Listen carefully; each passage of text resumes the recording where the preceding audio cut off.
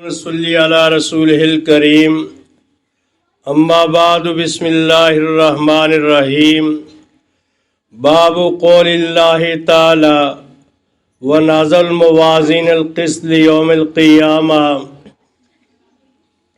وان اعمال بنی آدم وقولهم توزن وقال مجاہد القسطاس العدل بالرومیہ ويقال القسط مصدر المقصد وهو العادل واما القاسط فهو الجاهر وبه قال حدثنا احمد بن اشكاب قال حدثنا محمد بن فضيل عن عمار بن قعقاع عن ابي زرعة عن ابي هريرة رضي الله تعالى عنه قال قال النبي صلى الله عليه وسلم كلمتان حبيبتان الى الرحمن خفیفتان علی اللسان ثقیلتان فی المیزان سبحان اللہ وبحمدہ سبحان اللہ العظیم۔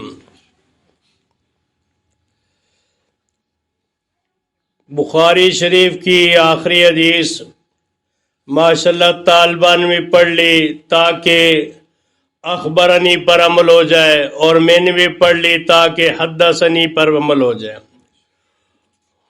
میرے عزیز طالبات اور محترم خواتین، یہ بڑی بابرکت مجلس اور محفل ہے۔ بخاری شریف کی آخری حدیث کا درس ہوگا اور چند باتیں ہوں گی، لیکن اس میں انتہائی آپ نے سکون سے اطمینان سے بیٹھنا ہے اور توجہ سے بات سننی ہے۔ جیسے پہلے بھی کئی دفعہ اللہ تعالیٰ نے یہاں موقع دیا بات کرنے کا، اور جس میں مولا جلال الدین رومی رحم اللہ کا یہ شعر میں سنایا کرتا ہوں۔ فرماتے ہیں سخن از گوش دل باید شنود، میری بات دل کے کانوں سے سننی چاہیے۔ گوش گل اینجا ہیچ نہ دارد سود، یا مٹی کے کانوں کا کوئی فائدہ نہیں۔ گوش گل جملہ ہے وانا ہمدم است، مٹی کے کانوں میں سارے جاندار شریک ہیں، گائے بھی سنتی ہے، بھینس بھی، بکری بھی۔ گوش دل مخصوص بنسل آدم است، دل کے کان جو ہیں اللہ تبارک و تعالیٰ نے اولاد آدم کے ساتھ خاص کیے ہیں۔ بہرحال یہ جو حدیث کی کتاب ہے، اب حدیث کی تعریف سمجھ لیں۔ حدیث کہتے رسول اللہ صلی اللہ علیہ وسلم کے قول کو، فعل کو، تقریر کو۔ قول جو آپ نے فرمایا ایسے کرو، فعل جو آپ صلی اللہ علیہ وسلم نے جو کام کیا، جیسے فرمایا صلو کما رأیتمونی اصلی، نماز ایسے پڑھو جیسے مجھے تم دیکھ رہے ہو نماز پڑھتے ہوئے۔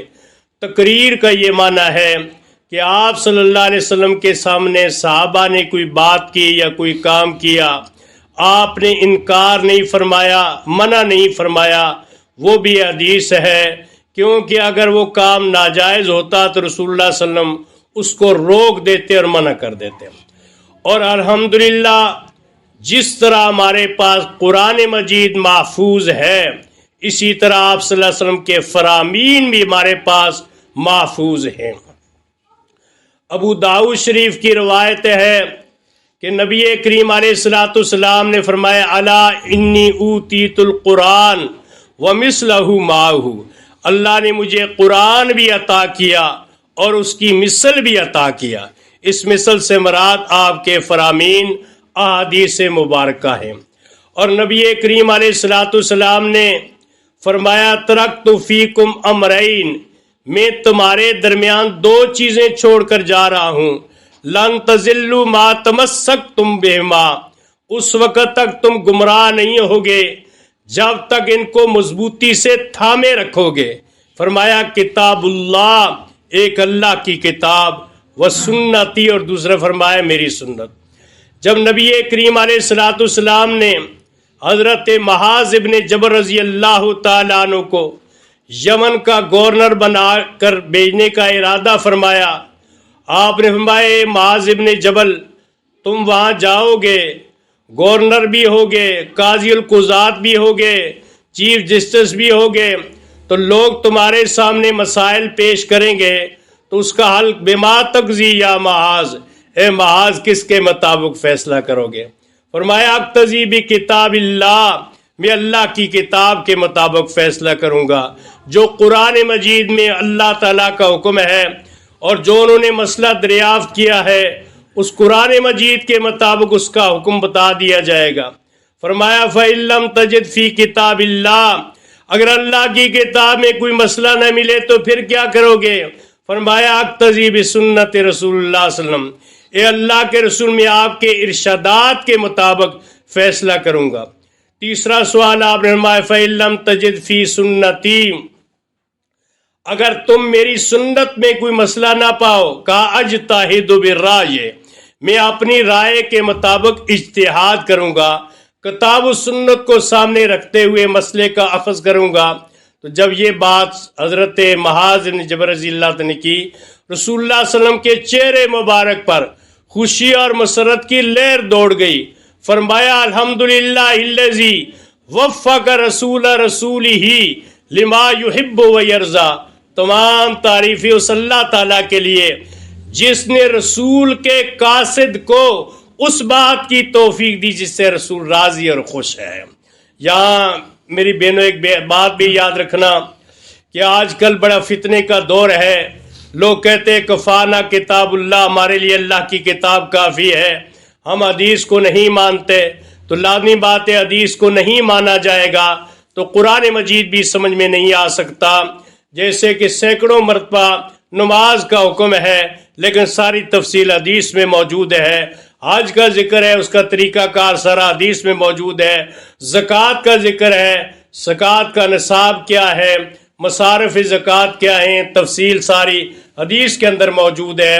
اور اس کے ساتھ ساتھ ایک اور بات بھی یاد رکھنا، جو ائمہ مجتہدین ہیں، امام اعظم ابو حنیفہ رحمہ اللہ ہیں، امام شافعی رحمہ اللہ ہیں، امام مالک رحمہ اللہ ہیں، امام احمد بن حنبل رحمہ اللہ ہیں، ان مجتہدین کا احترام بھی ہمارے اوپر لازم ہے۔ حدیث میں آتا ہے نبی کریم علیہ الصلوۃ والسلام نے فرمایا مجتہد جو اجتہاد کرتا ہے تو لازمی بات ہے اس کا اجتہاد اللہ تعالیٰ کے ہاں ہو سکتا ہے وہ مسئلہ درست بھی ہو غلط بھی ہو، کیونکہ المجتہد یخطی و یصیب، اگر وہ مسئلہ درست ہو تو اس اجتہاد پر اللہ تعالیٰ کی طرف سے دو نیکیاں مل جاتی ہیں، ایک نیکی اجتہاد کرنے پر اور دوسری نیکی یہ اس کے درست ہونے پر۔ اور بالفرض اگر عند اللہ اگر وہ مسئلہ درست نہ بھی ہو پھر بھی مجتہدین کی گرفت اور پکڑ نہیں ہوتی، اس اجتہاد پر ایک نیکی پھر بھی ملتی ہے۔ تو اس لحاظ سے ہمیں ان بزرگوں کا ادب و احترام کرنا چاہیے جنہوں نے ہر مسئلے پر دو نیکیاں یا ایک نیکی حاصل کر لی، اور ہم ویسے ہی خواہ مخواہ ان کے خلاف کیچڑ اچھال کر اپنے نامہ مال کو سیاہ کریں۔ یہ بڑے عظیم لوگ تھے جن کے واسطے سے ہمیں یہ دین ملا۔ اور اگلی بات یہ یاد رکھنا، دیکھنا صحابہ کرام نے آپ صلی اللہ علیہ وسلم کے ایک ایک فرمان کے لیے کتنے سفر بھی کیے اور اس کو محفوظ بھی کیا۔ بخاری شریف میں ہے حضرت جابر بن عبداللہ رضی اللہ تعالیٰ عنہ، ان کو یہ ہے کہ یہ پتہ چلا کہ شام کے اندر عبداللہ ابن انیس رضی اللہ تعالیٰ عنہ ہیں جنہوں نے نبی کریم علیہ الصلوۃ والسلام سے براہ راست حدیث سنی ہے، انہوں نے دوسرے صحابی سے سنی تھی۔ اب یہ چاہتے تھے کہ میرا واسطہ کم ہو جائے، اس صحابی سے کیوں نہ سن لوں جنہوں نے براہ راست نبی کریم علیہ السلام کی زبان مبارک سے یہ فرمان سنا ہے۔ اب وہ اپنے اونٹ پر کجاوا کس کر مدینہ منورہ سے شام کا سفر طے کرتے ہیں، ایک مہینے کے بعد جا کر پہنچتے ہیں، وہاں جا کر دروازہ کھٹکھٹاتے ہیں، جابر عبداللہ رضی اللہ عنہ باہر تشریف لاتے ہیں، اور عبداللہ ابن انیس باہر تشریف لاتے ہیں چونکہ جابر عبداللہ گئے تھے حدیث حاصل کرنے کے لیے۔ المختصر یہ کہ انہیں کہا کیسے آنا ہوا؟ کہا آپ کے واسطے سے مجھے ایک حدیث سنی تھی، اور دوسرے صحابی نے بیان کی تو انہوں نے آپ سے سنی، میں چاہتا یہ تھا مرنے سے پہلے اس صحابی سے سن لوں جنہوں نے براہ راست محمد رسول اللہ صلی اللہ علیہ وسلم سے سنی۔ دیکھ لو ایک مہینہ کی مسافت طے کر کے، اور وہ حدیث قصاص کے بارے میں تھی۔ اور اس کے علاوہ ابو ایوب انصاری رضی اللہ تعالیٰ عنہ، یہ ابو ایوب انصاری رضی اللہ تعالیٰ عنہ فرماتے ہیں کہ میں نے نبی کریم علیہ السلام کا ایک فرمان سنا، اور اس وقت عقبہ ابن عامر رضی اللہ تعالیٰ عنہ میرے ساتھ تھے، لیکن اس حدیث میں تھوڑا سا مجھے تردد ہو رہا تھا الفاظ میں کہ رسول اللہ صلی اللہ علیہ وسلم نے کون سا لفظ استعمال کیا ہے۔ اب یہ مدینہ منورہ سے مصر کا سفر کرتے ہیں، عقبہ ابن عامر رضی اللہ تعالیٰ سے ملاقات کرتے ہیں اور کہتے ہیں جس وقت رسول اللہ صلی اللہ علیہ وسلم کا یہ فرمان تھا کہ جو آدمی کسی مسلمان کی دنیا کے اندر پردہ پوشی کرے گا، آخرت میں اللہ تعالیٰ اس کے عیوب پر بھی پردہ ڈالیں گے، تو وہ الفاظ رسول اللہ صلی اللہ علیہ وسلم نے کیسے استعمال کیے تھے، تو میں وہ تردد اور شک مٹانے کے لیے آیا ہوں۔ دیکھ لو کیسے عظیم لوگ تھے، ایک حدیث سنی ہوئی ہے لیکن الفاظ میں تردد اور شک ہے۔ مدینہ منورہ سے ابو ایوب انصاری رضی اللہ تعالیٰ عنہ سفر کرتے ہیں اور مصر میں جاتے ہیں، وہاں سے جا کر عقبہ ابن عامر سے وہ الفاظ سن کر کے واپس آ جاتے ہیں۔ تو الحمدللہ جس طرح ہمارے پاس قرآن مجید محفوظ ہے، اسی طرح ہمارے پاس حدیث بھی محفوظ ہے۔ اور حضرت ابو ہریرہ رضی اللہ تعالیٰ عنہ فرماتے ہیں کہ جتنی احادیثیں میں نے رسول اللہ صلی اللہ علیہ وسلم سے نقل کی ہیں، مجھ سے زیادہ کسی نے نہیں کی سوائے عبداللہ ابن عمرو ابن عاص رضی اللہ تعالیٰ عنہ کے۔ لیکن وجہ بتاتے ہیں، انہ کان یکتب ولا اکتب، وہ آپ صلی اللہ علیہ وسلم کی ہر بات کو نوٹ کر لیا کرتے تھے، لکھ لیا کرتے تھے۔ تو اس سے یہ بھی ثابت ہوا کہ رسول اللہ صلی اللہ علیہ وسلم کے زمانے میں جس طرح قرآن مجید لکھا جاتا تھا، آپ کے فرمان مبارک بھی لکھے جاتے تھے۔ ایک دفعہ عبداللہ ابن عمرو ابن عاص رضی اللہ تعالیٰ عنہ کو ساتھیوں نے یہ مشورہ دیا کہ آپ صلی اللہ علیہ وسلم کی ہر بات کو نوٹ نہ کر لیا کریں، آپ افضل ترین بشار ہیں، یا تکلم فی الغضب، آپ غصے کی حالت میں بھی کلام کر لیتے ہیں، تو جو بات عام ہو وہ لکھ لیا کریں۔ ایک دن رسول اللہ صلی اللہ علیہ وسلم واعظ فرما رہے تھے تو ان کا قلم نہیں چل رہا تھا۔ آپ نے پوچھا عبداللہ ابن عمرو ابن عاص سے، آج تم لکھ نہیں رہے؟ انہوں نے کہا ساتھیوں نے یہ بات کہی ہے۔ آپ صلی اللہ علیہ وسلم نے فرمایا یاد رکھو، اور اپنی زبان مبارک کی طرف اشارہ کرتے ہوئے قسم اس ذات کی جس کے قبضہ قدرت میں میری جان ہے، اس زبان سے جو جملہ صادر ہو، چاہے خوشی میں ہو، چاہے غمی میں ہو، چاہے ناراضگی میں ہو، چاہے رضامندی میں ہو، چاہے خوشطبی میں ہو، چاہے سنجیدگی میں ہو، یہ ہمیشہ جملہ ہمیشہ اس پر سچ ہی جاری ہوگا، حق ہی جاری ہوگا، کبھی اس پر باطل جاری نہیں ہو سکتا۔ وَمَا يَنطِقُ عَنِ الْهَوَىٰ إِنْ هُوَ إِلَّا وَحْيٌ يُوحَىٰ۔ دیکھنا، یعنی آپ شمائل ترمذی کی حدیث ہے، صحابہ نے کہا یا رسول اللہ صلی اللہ علیہ وسلم آپ ہمارے ساتھ مذاق بھی کرتے ہیں، فرمایا انی لا اقول الا حقا، ہاں جو بات میں مذاق کے طور پر بھی کرتا ہوں وہ بھی حق اور سچ واقعہ کے مطابق ہی ہوتی ہے۔ ایک دفعہ ایک آدمی نے عرض کی اللہ کے رسول مجھے آپ کیا دے دیں، اونٹ، میں خود بھی سوار ہوں گا اور بوجھ بھی لا دوں گا۔ تو آپ صلی اللہ علیہ وسلم بھائی اونٹنی کا بچہ ہے، اس نے کہا جی میں اونٹنی کے بچے کو کیا کروں گا؟ انہوں نے کہا چاہے اونٹ کتنا بھی بڑا ہو جائے تو اونٹنی کا تو بچہ ہے۔ ہاں اسی طرح ایک عورت آئی، انہوں نے کہا یا رسول اللہ صلی اللہ علیہ وسلم آپ دعا کریں کہ میں جنت میں چلی جاؤں، اور میں بوڑھیوں کا داخلہ جو ہے جنت میں بند ہو چکا ہے۔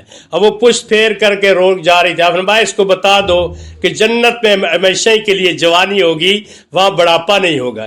انا انشانا ان انشان وجعلنا ان ابکارا۔ تو بہرحال یہ بات لمبی ہوتی ہے کہ یہ آپ صلی اللہ علیہ وسلم کے دور میں بھی یعنی حدیث لکھی جاتی تھی۔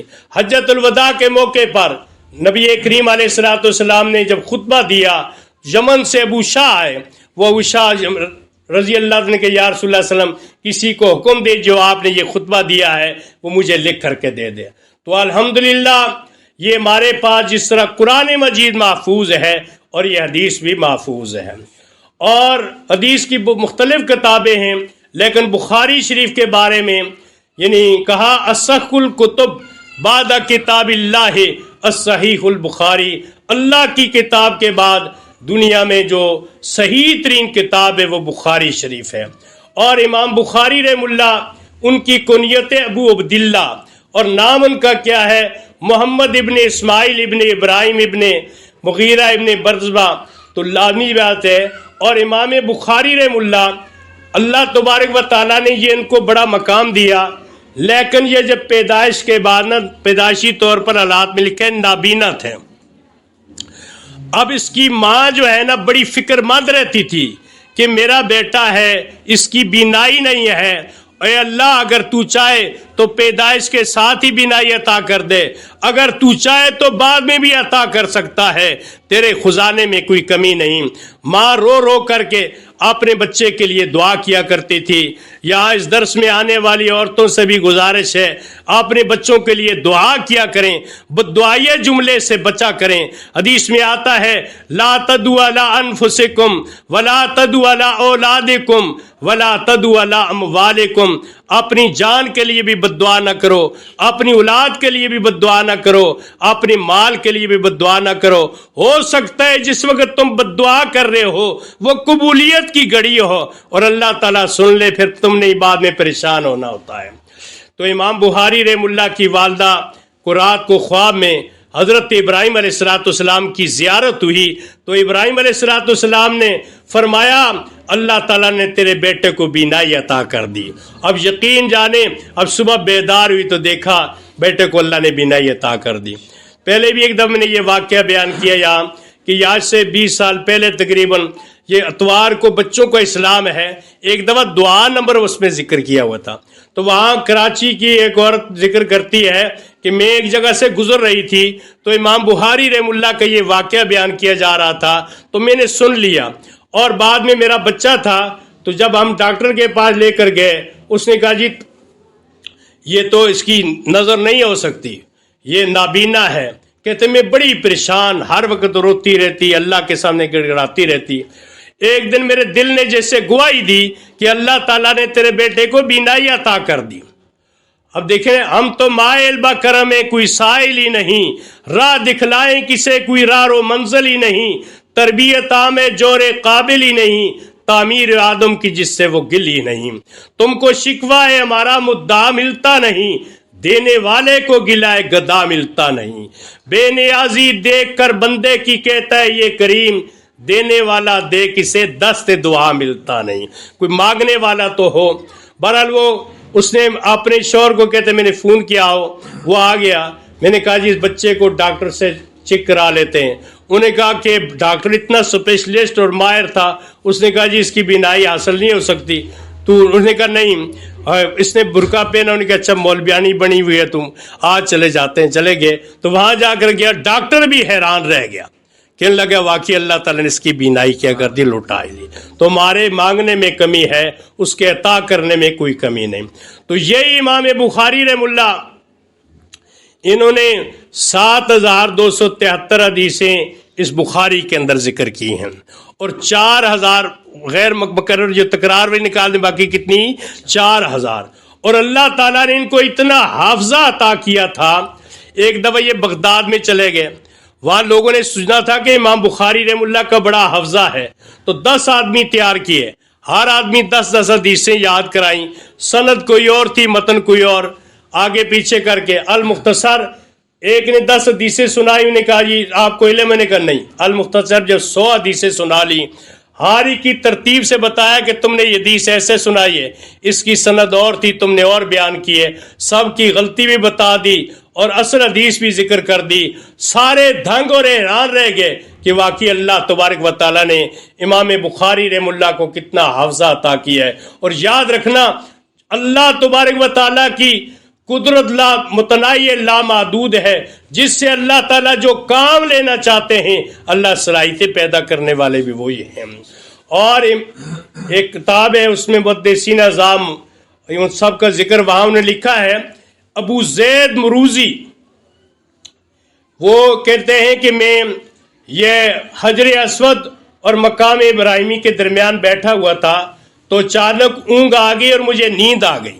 تو نیند میں رسول اللہ صلی اللہ علیہ وسلم کی زیارت ہو گئی.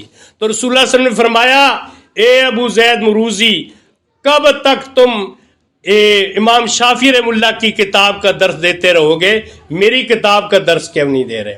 انہیں عرض کیا اللہ کے رسول آپ کی کتاب کون سی ہے؟ انہیں کہا الجامع صحیح البخاری, یہ بخاری یہ میری کتاب ہے. اور یہ امام بخاری رحمہ اللہ اتنے خوددار تھے کہ جب بخارا کے حاکم نے یہ کہا کہ میرے بچوں کو آ کر گھر پڑھایا کریں بخاری شریف. اور یاد رکھنا امام بخاری رحمہ اللہ نے یہ اتنا مقام جو حاصل کیا ہے، ان کے جو اساتذہ ہیں 1080 اساتذہ سے انہوں نے حدیث مختلف جگہ جا کر حاصل کی، اور ان کے حالات میں لکھا ہے 90,000 آدمی نے براہ راست ان سے بخاری شریف سنی ہے، 90,000 آدمی نے. اور جب امام بخاری رحمہ اللہ بخارا کے حاکم نے جب یہ کہا میرے بچوں کو گھر آ کر بخاری شریف پڑھایا کریں، امام بخاری رحمہ اللہ نے فرمایا پیاسا جو ہے پانی کے پاس جاتا ہے، پانی پیاسے کے پاس نہیں جاتا. آپ بچے اگر آپ کے پڑھنا چاہتے ہیں جہاں میں پڑھا رہا ہوں یہاں ہی اس کو بھیج دیں. اب بعض دفعہ جو آدمی اقتدار میں ہوتا ہے اس کا گھمنڈ بھی ہوتا ہے، تکبر بھی ہوتا ہے. انہیں کہا یہ ٹھیک ہے کہ میرے بچے آپ کے پاس آئیں گے پڑھنے کے لیے، لیکن شرط یہ ہے کہ غریب طلباء کے ساتھ وہ نہیں بیٹھ سکتے، ان کو الگ بٹھا کر آپ نے پڑھانا ہے. کہتے ایک ہی سب میں کھڑے ہو گئے محمود و ایاز، نہ کوئی بندہ رہا نہ بندہ نواز. تو امام بخاری رحمہ اللہ فرمانے لگے یہ نہیں ہو سکتا، میں سب کے ساتھ ہی پڑھاؤں گا. لیکن اس نے کیا کیا کہ وہاں امام بخاری رحمہ اللہ کو وہاں بخارا سے نکالا تو آپ خرتنگ کے مقام پر چلے گئے. خرتنگ. اب امام بخاری کی کرامت کچھ دنوں کے بعد وہ گورنری سے بھی کیا ہوا، حکم سے معزول ہو گیا، اور امام بخاری رحمہ اللہ کی یعنی ولادت با سعادت جو ہے وہ 100 یعنی گویا کہ 94 ہجری میں اور 256 ہجری میں ان کی وفات ہوئی. گویا کہ 62 سال عمر تھی. آخر اللہ تعالیٰ کو پیارے ہو گئے. اگلی جو بات میں سنانا چاہتے ہوں مختصر تاکہ پھر حدیث کا ترجمہ اور پھر دعا ہو جائے گی انشاءاللہ. وہ یہ ہے کہ امام بخاری رحمہ اللہ کی جب وفات ہوئی، وفات کے بعد امام بخاری رحمہ اللہ کی قبر عطر سے جنت کی خوشبو مہکنے لگ گئی. اور یہاں اس جلد اول کے اندر جہاں ابتدائی حالات امام بخاری رحمہ اللہ کے عربی میں لکھے ہیں، واسادی کا ایک شعر ذکر کیا ہوا ہے، میں آپ کو پوری نظم سنا دیتا ہوں. گلے خوشبو کے در حمام روزے رسید از دست محبوب بدستم بدو